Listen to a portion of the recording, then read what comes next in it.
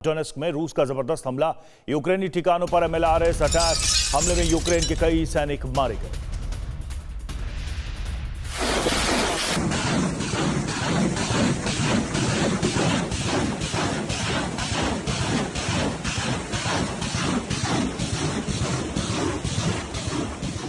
Ukraine ने रूस में जो हमले किए उसका प्रतिशोध लेने का एक्शन शुरू हो चुका है। यूक्रेनी सेना को कमजोर करने के लिए रूस ने एक खास रणनीति बनाई है। अब यूक्रेनी शहरों पर ताबड़तोड़ हमलों की जगह टारगेट पर यूक्रेनी सेना और हथियारों को रखा गया है। सटीक निशाने के लिए सटीक जानकारी की जरूरत है, इसलिए यूक्रेन में पहले रूसी जासूसों को एक्टिव कर दिया गया है। अब यूक्रेन के सैन्य ठिकानों की जानकारी जुटाने के बाद हमले हो रहे हैं, इसलिए यूक्रेन को बहुत ज्यादा नुकसान हो रहा है। वॉरजोन में 1500 यूक्रेनी सैनिकों की मौत सिर्फ एक ही दिन में हो गई।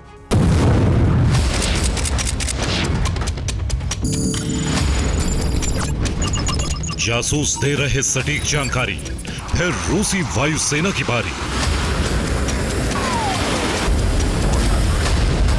यूक्रेन से मिले मैसेज डिकोड होते ही रूसी एयरबेस से फाइटर जेट टेक ऑफ करते हैं।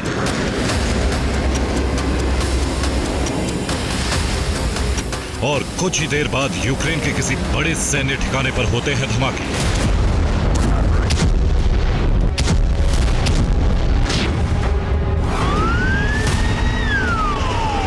रूस अब अपने सभी तेल डिपो पर हुए ब्लास्ट का प्रतिशोध ले रहा है और इसमें सबसे बड़ा रोल निभा रहे हैं यूक्रेन में मौजूद रूसी जासूस।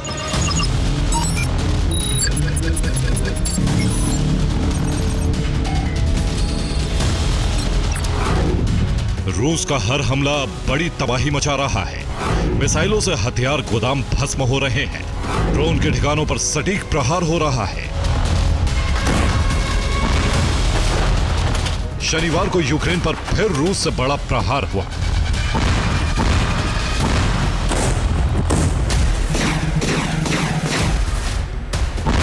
यूक्रेन की सीमा के पास मौजूद रूसी सेना के ठिकानों से ड्रोन से ताबड़तोड़ हमला किया गया और यूक्रेन में धमाकों से जबरदस्त तबाही मची।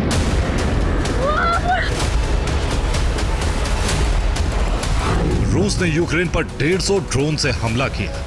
यूक्रेन के 132 ठिकानों को निशाना बनाया गया। यूक्रेनी एयर डिफेंस सिर्फ 44 ड्रोन गिरा सके।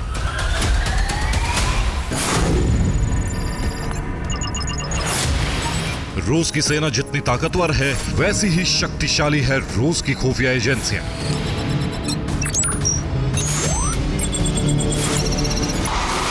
रूस के पास सिर्फ घातक हथियार नहीं, बल्कि शातिर जासूसों की भी फौज है।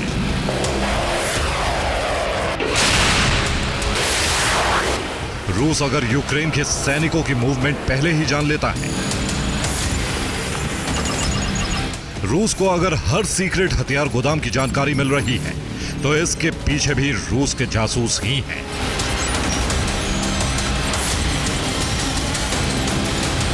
सटीक जानकारी की वजह से ही एक ही दिन में यूक्रेनी सैनिकों का संहार हुआ है।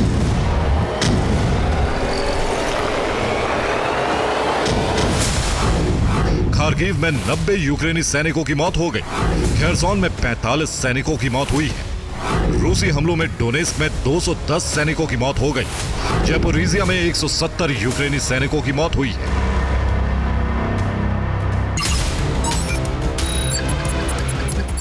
रूसी सेना और रूसी जासूसों के बीच ऐसा तालमेल बना है कि यूक्रेन के लिए मुसीबतों का अंबार लग गया।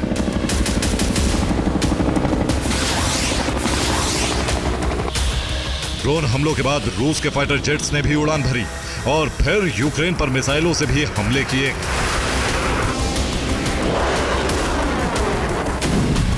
मिसाइलों के टारगेट पर यूक्रेन के सैन्य ठिकाने और हथियार गोदाम।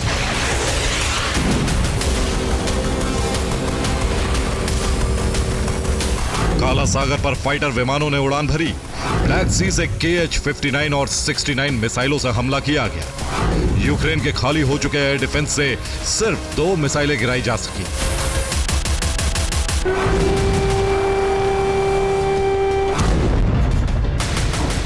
यूक्रेन की राजधानी कीव में भी धमाके हुए हैं।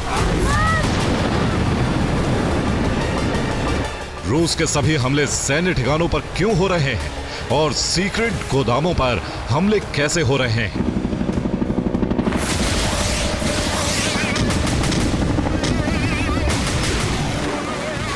ये यूक्रेन को तब समझ आया जब यूक्रेन में रूस का एक जासूस पकड़ा गया। रूसी एजेंट यूक्रेनी सेना का जवान है, सेना से जुड़ी जानकारी लीक कर रहा था। खुलासा हुआ है कि सिर्फ सेना से जुड़ी जानकारी ही नहीं बल्कि सरकार से जुड़ी जानकारियां भी रूसी एजेंसियों को मिल रही थी।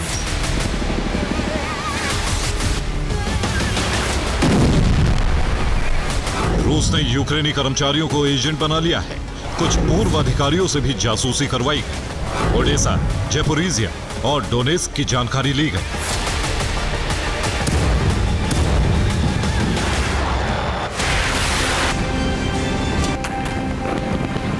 यूक्रेन के भीतर हमलों के बीच कुर्स्क में भी रूस का भीषण प्रहार हो रहा है। रूस अब अपनी ही जमीन पर लगातार बम बरसा रहा है ताकि यूक्रेनी सैनिकों को छिपने की कोई जगह न मिले।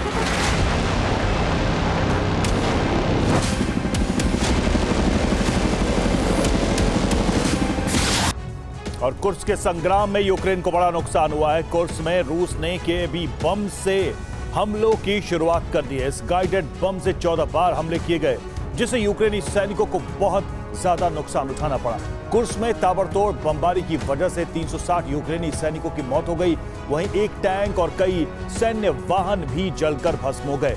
रूस को अब अपने इलाकों को खंडहर बनाने से कोई परहेज नहीं है। कुर्स्क में यूक्रेनी सेना को कमजोर करने के लिए रूस ने ड्रोन कंट्रोल सेंटर को निशाना बनाया। इसके अलावा एक हथियार गोदाम को भी नष्ट कर दिया।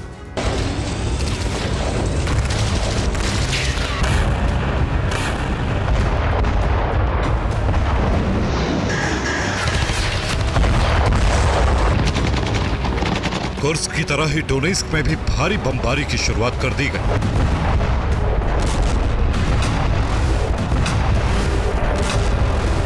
रूस डोनेस्क में फाब 500 बम से हमले कर रहा है।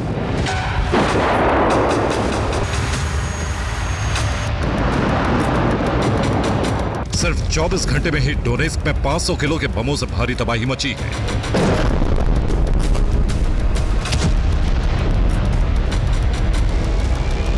डोनेस्क के कई इलाकों को खाली कराया जा रहा है। बच्चों के साथ महिलाओं को शहरों से निकाला जा रहा है। डोनेस्क पर रूस से हमले तेज होने की आशंका है। हालांकि इन हमलों के बीच यूक्रेनी प्रहार में कोई बदलाव नहीं आया है।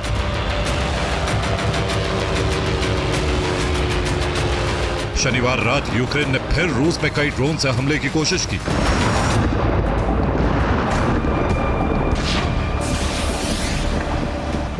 रेजान ऑयल रिफाइनरी में फिर ड्रोन से धमाका हुआ है जिसकी वजह से आग और भड़क उठी।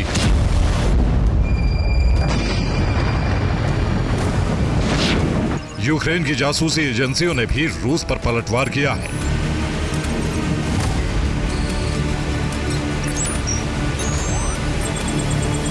यूक्रेनी साइबर एक्सपर्ट ने रूस में साइबर हमला किया है।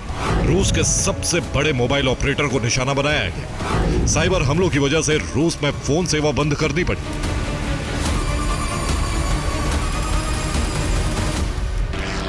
रूस ने हमलों की रफ्तार जरूर तेज की है लेकिन यूक्रेनी ड्रोन ठिकानों की पूरी जानकारी अभी तक रूस को नहीं मिली है। यही वजह है कि यूक्रेन अभी भी रूस में हमले करने में कामयाब हो रहा है।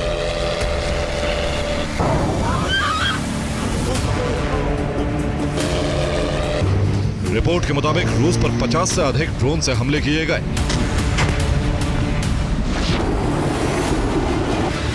अब यूक्रेनी एजेंसियां रूस के जासूसों के नेटवर्क को खत्म करने में भी जुट गई हैं। हथियार गोदामों को शिफ्ट किया जा रहा है। सीक्रेट ठिकानों तक हथियार पहुंचाए जा रहे हैं। यूक्रेनी सेना को भी जगह बदलने का आदेश मिला है। 24 घंटे में ही यूक्रेनी सेना और हथियारों की शिफ्टिंग को लेकर 1000 से अधिक आदेश जारी हो चुके हैं।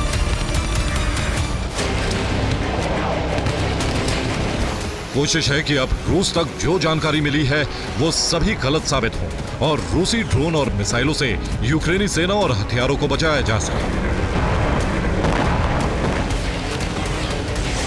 फिलहाल पकड़े गए रूसी जासूसों से पूछताछ में कई और सीक्रेट एजेंट्स और रूस तक जानकारी पहुंचाने के रूट का पता चला है। यूक्रेन को उम्मीद है कि सरकार और सेना में मौजूद तमाम सीक्रेट एजेंट्स का जल्द ही सफाया कर दिया जाएगा। Bureau report, TV9, Bharatvarsh. रूस यूक्रेन युद्ध खत्म नहीं हुआ है, जबकि अरब में भी फिर से विध्वंसक जंग शुरू होने के आसार बनने लगे हैं, क्योंकि ट्रंप ने सत्ता संभालने के बाद कई ऐसे ऐलान कर दिए जिससे नॉर्थ अमेरिका से यूरोप तक कोहराम मच गया है। ट्रंप के फैसले से नाटो में फूट पड़ चुकी है, जिसका फायदा रूस उठा सकता है। पुतिन यूक्रेन से आगे रूस का विस्तार करने में जुटे हैं, जबकि ट्रंप का पूरा फोकस अमेरिका का दायरा बढ़ाने पर है। इस एक्सक्लूसिव रिपोर्ट में जानिए ट्रंप का द ग्रेट अमेरिका प्लान, जिससे पनामा से लेकर ग्रीनलैंड तक अमेरिका का विस्तार किया जा सकता है। यूक्रेन पर रूस के हमले बता रहे हैं कि वो यूक्रेन पर कभी भी संपूर्ण कब्जा कर सकता है।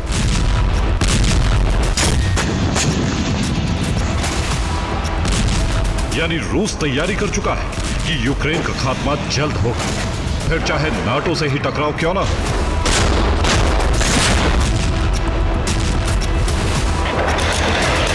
वैसे भी अभी तक अमेरिका ने यूक्रेन को सैन्य मदद जारी रखने का फैसला नहीं किया है। इससे क्रेमलिन और ज्यादा आक्रामक हो गया है। अब सवाल उठ रहा है, ट्रंप और पुतिन में कोई सीक्रेट डील हो गई है। ट्रंप पुतिन को यूक्रेन पर कब्जे के लिए नहीं रोकेंगे और पुतिन ट्रंप के विस्तारवादी मंसूबे में अड़चन नहीं डालेंगे।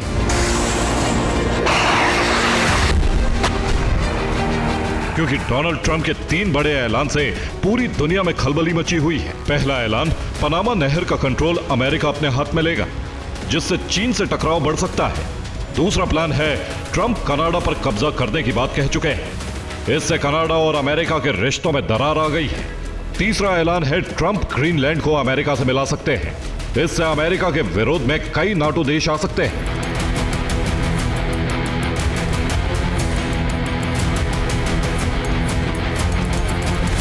यानी ट्रंप नॉर्थ अमेरिका से यूरोप तक विस्तार करना चाहते हैं, फिर चाहे कितने भी समीकरण क्यों ना पलट जाए।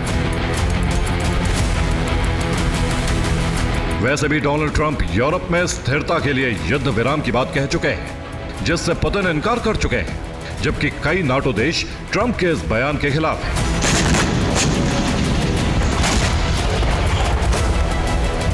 इसके बाद ग्रीनलैंड पर ट्रंप के दावे से हालात और बिगड़ सकते हैं, क्योंकि ट्रंप ने ग्रीनलैंड पर कब्जे का प्लान खुल्लम खुल्ला बताया है।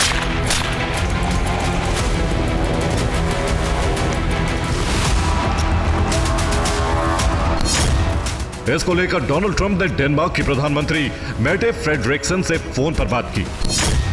अमेरिका में ग्रीनलैंड को मिलाने की योजना के बारे में बताया। ट्रंप ने कहा है कि अमेरिका की आर्थिक सुरक्षा के लिए ऐसा करना जरूरी है।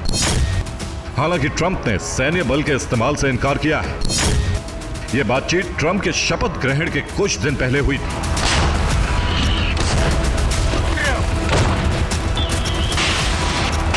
इसके बाद डेनमार्क ने प्रतिक्रिया दी। डेनमार्क सैन्य ठिकानों और खनिज दोहन के लिए अमेरिका के साथ सहयोग बढ़ाने को तैयार है, लेकिन विलय के प्रस्ताव पर कभी तैयार नहीं होगा।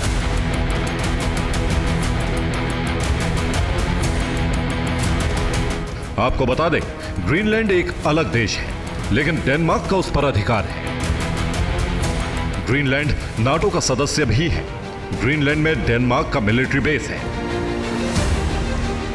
ग्रीनलैंड पर खनिज संपदा का विशाल भंडार है, इसलिए ट्रंप उस पर कब्जे की तैयारी कर रहे हैं।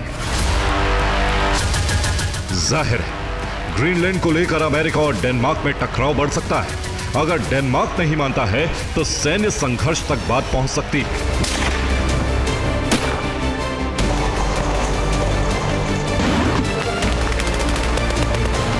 क्योंकि ट्रंप जो कहते हैं वो करते जरूर हैं। ट्रंप के विस्तारवादी मंसूबे में 3 से 4 टारगेट हैं, जिसके लिए ट्रंप ने ऐलान कर दिया है। पहला टारगेट पनामा है, जहां मौजूद कैनाल का अधिकार अमेरिका लेना चाहता है, जिससे पनामा से टकराव होना तय है, क्योंकि ट्रंप ने पनामा पर 25% टैरिफ लगाने की तैयारी कर ली है। ट्रंप का अगला टारगेट गल्फ ऑफ मैक्सिको, जिसका नाम ट्रंप ने बदलकर गल्फ ऑफ अमेरिका कर दिया है। साथ ही मैक्सिको पर 25% टैरिफ लगाने की तैयारी की जा रही है। अब अमेरिका पूरी खाड़ी पर अपना नियंत्रण करना चाहता है। तीसरा टारगेट कनाडा है। ट्रंप कई बार कह चुके हैं वो कनाडा का विलय अमेरिका में कराना चाहते हैं। कनाडा पर भी अमेरिका 25% टैरिफ लगाने की तैयारी कर चुका है। चौथा टारगेट यूरोप में पड़ने वाला ग्रीनलैंड है, जिस पर डेनमार्क का अधिकार है। उस पर कब्जा करके अमेरिका पनामा से लेकर ग्रीनलैंड विस्तार करके नॉर्थ अमेरिका महाद्वीप से यूरोप तक अपना दायरा बढ़ाना चाहता है। इसके लिए 25% टैरिफ लगाने की तैयारी भी की जा रही है। नॉर्थ अमेरिका में ट्रंप की नीति से 3 देशों की नींद उड़ी हुई है, जिसमें पनामा, कनाडा और मैक्सिको है। लेकिन सबसे बड़ा खतरा पनामा को है। पनामा को वापस लेने का ऐलान ट्रंप अपने कैंपेन में करते रहे हैं। पनामा कैनाल से हर साल 14,000 जहाज गुजरते हैं,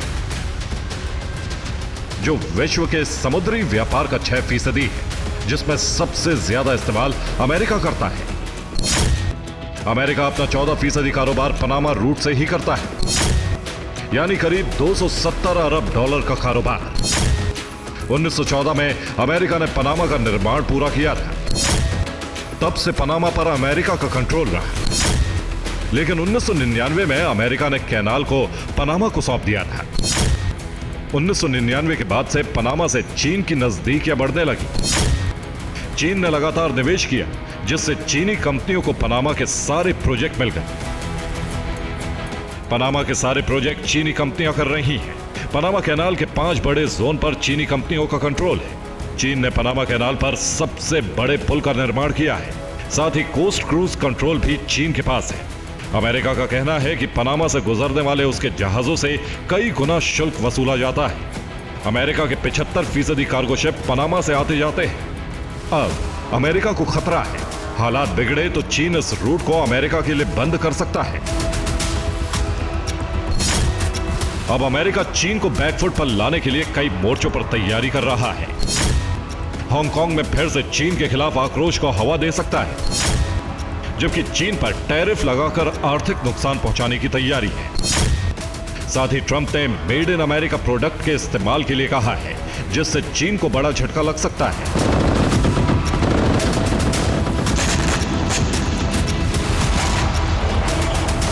इसी तरह कनाडा और मैक्सिको के अलावा कुछ और देशों पर टैरिफ लगाया जा सकता है। बात सिर्फ टैरिफ लगाने तक सीमित नहीं है। ट्रंप अब नाटो को लेकर भी नए सिरे से विचार कर रहे हैं। वो अमेरिका फर्स्ट की पॉलिसी से आगे बढ़ रहे हैं। ट्रंप का मानना है कि नाटो को फंडिंग करके अमेरिका का आर्थिक नुकसान हो रहा है, इसलिए अमेरिका नाटो से हट सकता है। अमेरिका विहीन नाटो का कोई अस्तित्व नहीं रहेगा।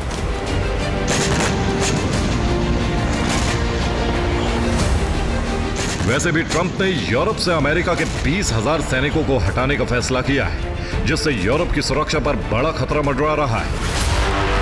क्योंकि पुतिन मौके का फायदा उठाकर बाल्टिक और नॉर्डिक देशों में से किसी पर भी हमला कर सकते हैं, जिससे रूस का विस्तार किया जा सके।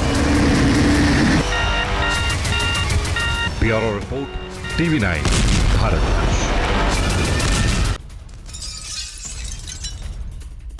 खेरसॉन में रूस का हवाई हमले में यूक्रेनी हथियार डिपो ध्वस्त। यूक्रेन के कई सैनिक भी मारे गए।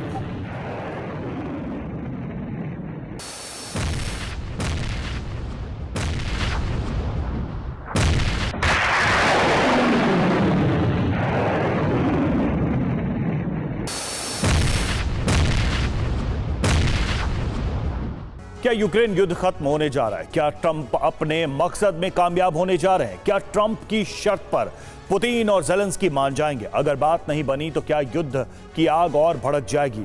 ये सवाल इसलिए क्योंकि अमेरिका ने न सिर्फ यूक्रेन को मिलने वाली मदद रोक दी है, बल्कि ट्रंप रूस और यूक्रेन को शांति वार्ता के टेबल पर आने को कह रहे हैं। लेकिन पुतिन अपनी शर्तों पर युद्ध विराम करना चाहते हैं। सवाल यही है कि अगर पुतिन और ज़ेलेंस्की ने ट्रंप की बात नहीं मानी तो ट्रंप का अगला कदम क्या होगा?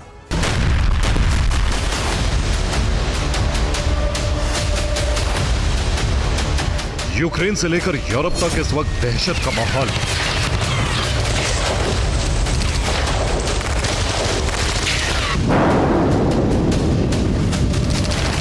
यूक्रेन युद्ध की दशा और दिशा को लेकर ज़ेलेंस्की परेशान है।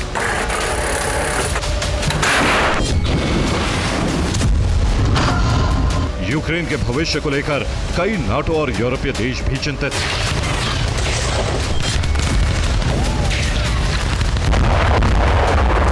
यूक्रेन और यूरोप में डर का यह माहौल तब दिखाई देने लगा जब अमेरिका में राष्ट्रपति ट्रंप की वापसी हुई।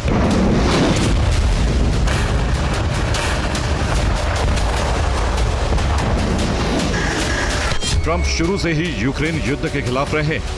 ट्रंप कई मौकों पर कह चुके हैं कि अगर 2021 में वो राष्ट्रपति बनते तो रूस और यूक्रेन में युद्ध होने ही नहीं देते।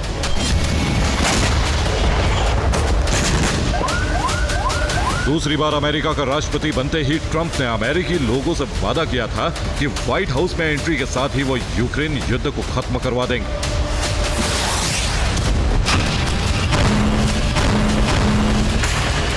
ट्रंप जब से अमेरिका के राष्ट्रपति बने हैं तभी से इस युद्ध को खत्म करवाने में जुटे हुए हैं। इसके लिए वो न सिर्फ यूक्रेन पर बल्कि रूस पर भी दबाव डाल रहे हैं।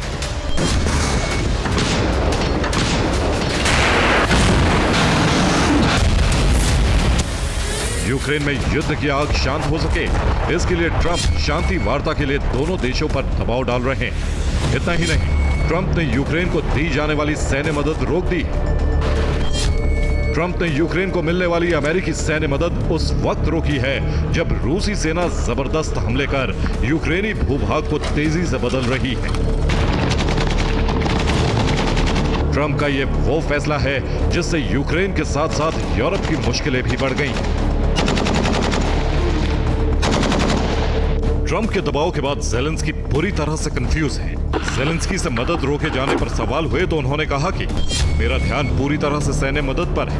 यूक्रेन को मिलने वाली सैन्य मदद रुकी नहीं। ज़ेलेंस्की ने साफ कहा कि यूक्रेन को मिलने वाली अमेरिकी मदद अभी नहीं रोकी गई है, लेकिन सच ये है कि ट्रंप ने यूक्रेन को सैन्य मदद रोक दी। ज़ेलेंस्की ने यह भी कहा कि पुतिन डोनाल्ड ट्रंप को भ्रमित कर रहे हैं।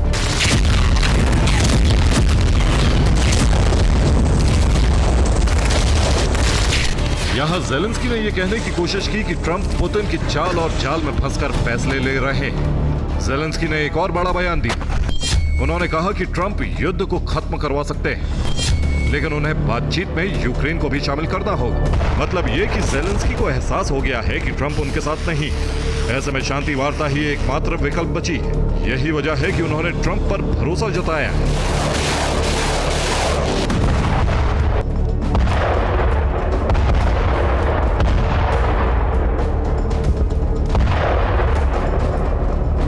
तो सवाल यही है कि अब यूक्रेन का क्या होगा?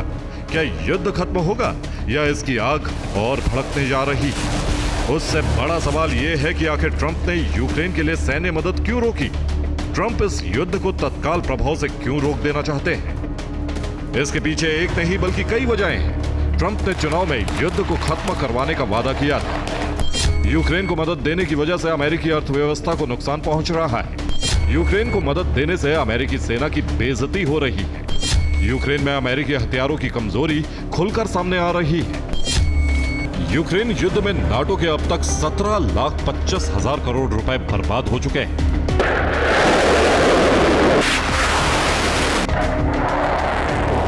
चिंता की बात यह है कि युद्ध का कोई परिणाम नहीं निकल रहा है। जंग का नतीजा अमेरिका और नाटो के पक्ष में आने के बजाय रूस के पक्ष में ही शुरू से रहा है। युद्ध में यूक्रेन लगातार हार के करीब पहुंचता जा रहा है। अगर युद्ध में यूक्रेन की हार हुई तो यह सिर्फ यूक्रेन की हार नहीं होगी, बल्कि अमेरिका और नाटो की पराजय माना जाएगा। इस एक हार से अमेरिका के सुपर पावर और नाटो की सैन्य शक्ति पर सवाल उठने लगेंगे। इसी इंटरनेशनल बेइज्जती से बचने के लिए ट्रंप युद्ध को तत्काल प्रभाव से रुकवाना चाह रहे हैं। उधर अमेरिका में ही कुछ लोग ऐसे हैं जो ट्रंप के युद्ध विराम के फैसले के खिलाफ। इन्हीं में से एक है ट्रंप के पूर्व सलाहकार कर्ट वोल्कर। उन्होंने एक इंटरव्यू में कहा है कि ट्रंप का शांति समझौता काम नहीं करने वाला है। ट्रंप अब तक पुतिन को ठीक से समझ नहीं पाए। युद्ध विराम के बाद भी रूस यूक्रेन पर हमला करेगा। युद्ध विराम ट्रंप शासन के लिए उल्टा पड़ जाएगा। लेकिन ट्रंप को अपनी नीतियों, अपने फैसलों पर भरोसा है। यही वजह है कि उन्होंने युद्ध खत्म करवाने के लिए पूरी ताकत झोंक दी। आने वाले कुछ दिनों के अंदर ही यूक्रेन युद्ध की दशा और दिशा तय होने वाली है। Bureau report, TV9, Bharatvarsh. अरब में एक बार फिर से विध्वंसक युद्ध शुरू हो सकता है, क्योंकि हमास के साथ हुआ युद्ध विराम टूट सकता है। आईडीएफ ने बड़े हमले की तैयारी कर ली है, जबकि हमास के अंडरग्राउंड लड़ाके भी गाजा में सड़कों पर निकल आए। यानी हमास ने युद्ध विराम की आड़ में नेटवर्क तैयार किया और अब वो इजरायल को दहला सकता है, जबकि बेंजामिन ने हमास के संपूर्ण खात्मे के लिए नया ब्लूप्रिंट तैयार किया, जिसके लिए कभी भी सीज फायर तोड़ा जा सकता है। गाजा में एक बार फिर से तबाही का जलजला आने वाला है, क्योंकि इजरायल ने ठान लिया है कि जब तक हमास का संपूर्ण संहार नहीं होता, इस बार युद्ध विराम नहीं होगा। क्योंकि युद्ध विराम टूटने के आसार बन गए। इजरायल की तरफ से कहा गया है, हमास ने बंधकों की स्थिति की सही जानकारी अभी तक नहीं दी है। इस तरह से हमास ने सीज फायर के नियमों का उल्लंघन किया है। परिस्थितियां बन रही है कि युद्ध विराम लंबा नहीं खिंच सकता है। इस बीच इजरायल ने उत्तरी गाजा की तरफ लौट रहे लोगों को चेतावनी दी है कि वो गाजा न लौटे, यानी इजरायल कभी भी बमबारी शुरू कर सकता है।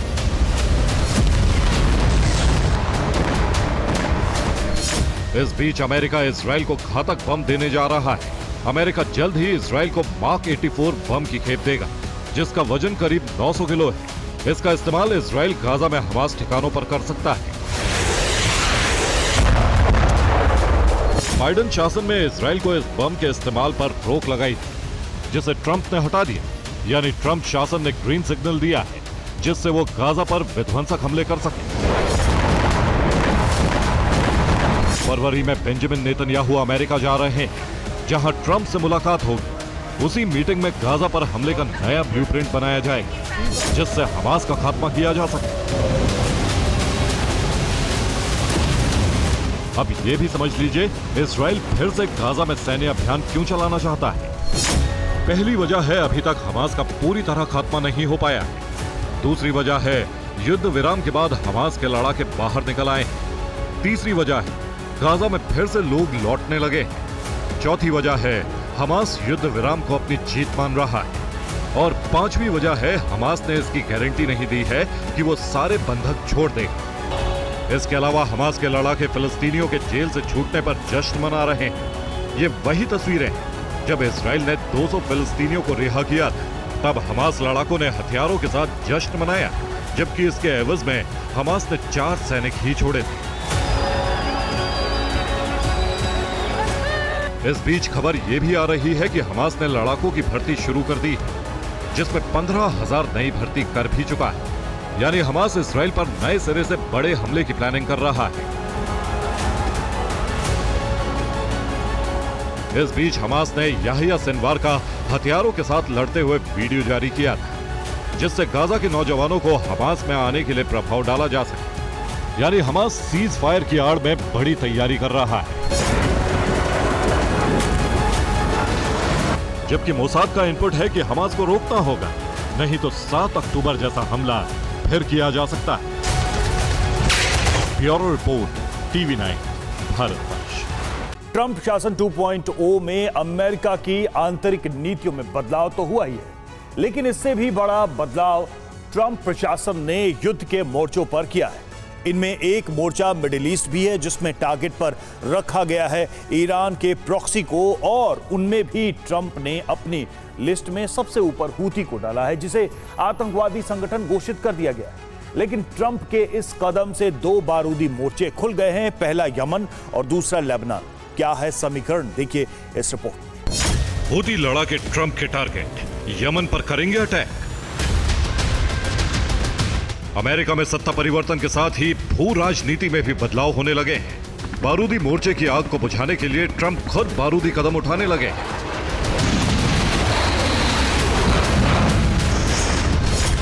रूस, चीन और मैक्सिको के खिलाफ सीधा मोर्चा खोलने के साथ ही ट्रंप ने अपने मिडिल ईस्ट प्लान को भी जमीन पर लागू कर दिया है।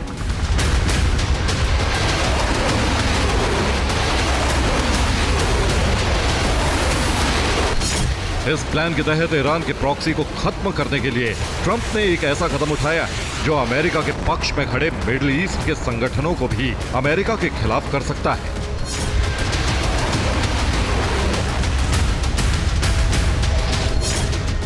दरअसल ट्रंप ने यमन के हूती लड़ाकों को संगठित रूप से आतंकी सूची में डाल दिया है, जिसका मतलब यह है कि अमेरिकी सेना हूती के खिलाफ सैन्य कार्रवाई कर सकती है, लाल सागर के मोर्चे पर यूएस आर्मी तैनात हो सकती है और यमन के हूती प्रभुत्व वाले क्षेत्र पर हमला कर सकती है।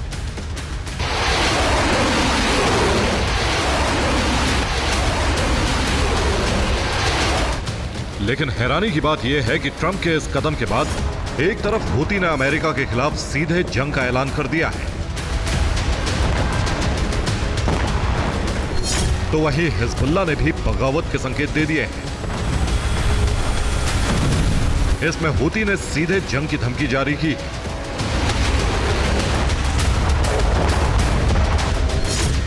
जिसमें कहा गया है कि बाब अल मंदाब स्ट्रेट से अमेरिका जहाज न ले जाए। अगर अमेरिका के जहाज गुजरते हैं तो हमला करेंगे, हम अमेरिका के जहाजों को जलाकर राख कर देंगे। यानी अमेरिका के जहाज लाल सागर से ले जाने पर हूती ने प्रतिबंध लगा दिया है, जिसका कारण ट्रंप की पॉलिसी। लेकिन सवाल यह है कि ट्रंप ने ऐसा किया क्यों?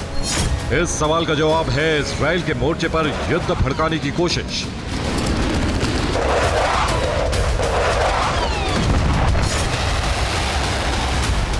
दरअसल हूती लड़ाके लगातार इजराइल पर हमले कर रहे हैं और अमेरिका सैन्य कार्रवाई नहीं कर पा रहा है। इसलिए ट्रंप ने सैन्य कार्रवाई का रास्ता बनाया है और यह रास्ता इजराइल और अमेरिका को युद्ध छेड़ने की अनुमति देता है।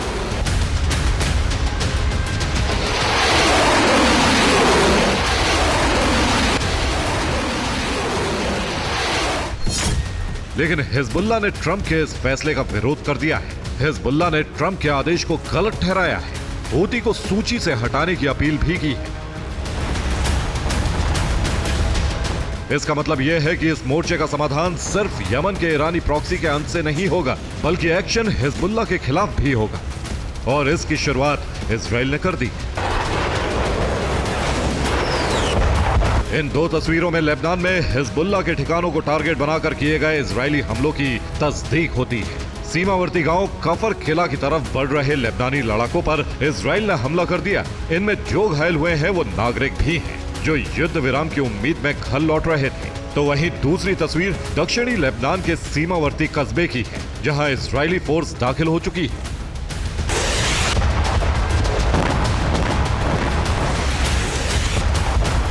इसके अलावा इजरायली सेना के प्रवक्ता डेनियल हगारी ने दक्षिणी लेबनान में लौटने वाले लोगों पर भी प्रतिबंध लगा दिया, जो बताता है कि इस मोर्चे पर एक तरफ हिजबुल्लाह को इजराइल संभालेगा, तो दूसरी तरफ अमेरिकी फोर्स हूती के खात्मे के लिए ऑपरेशन लॉन्च करने जा रही है,